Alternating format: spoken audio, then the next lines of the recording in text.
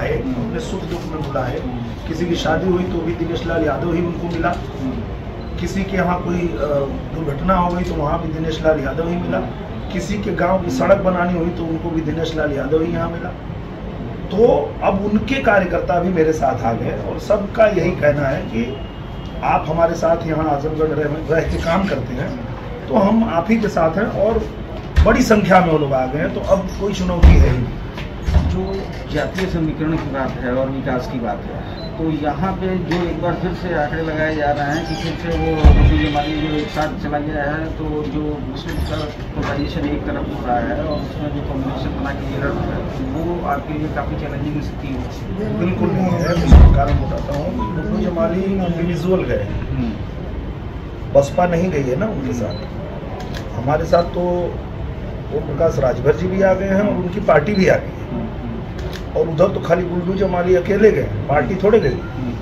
और दूसरी बात, जो प्रधानमंत्री जी की योजनाओं का लाभ है वो सबसे ज़्यादा मुसलमानों को मिला है।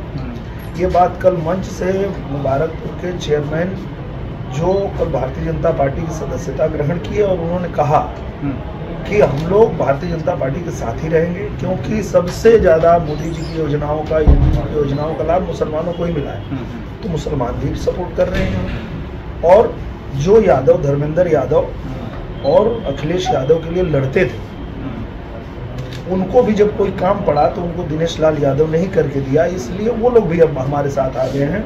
जिन गाँवों में पहले मैं आया था 19 में मेरा विरोध हो रहा था, वो गांव के लोग मुझे बुला के वही यादव लोग सभा करा रहे हैं और वो लोग पूरा खुल के सपोर्ट कर रहे हैं। तो इस तरह से हम लोग यहाँ रह के काम करने के वजह से मजबूत हुए हैं, इसलिए हम यहाँ भारी अंतर से जीत रहे हैं।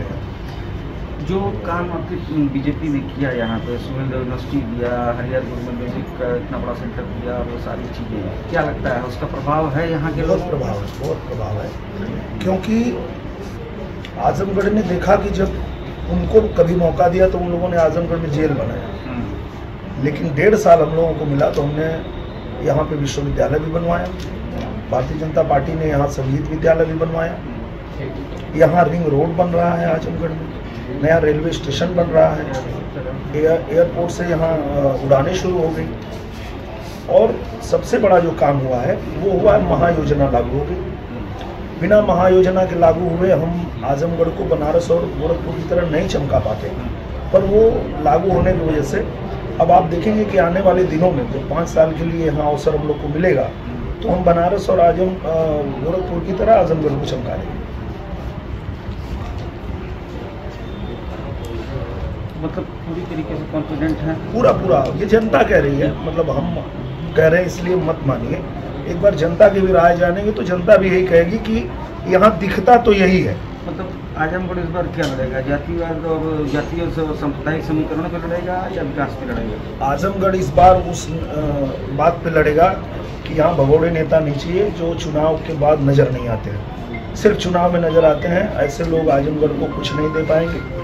हम लोग यहाँ रह के काम किए हैं और इसी के दम पे जनता जो है उनको चुन रही है।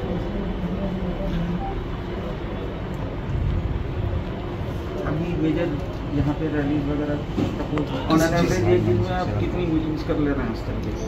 कम से कम 14-15 हो जा रही है।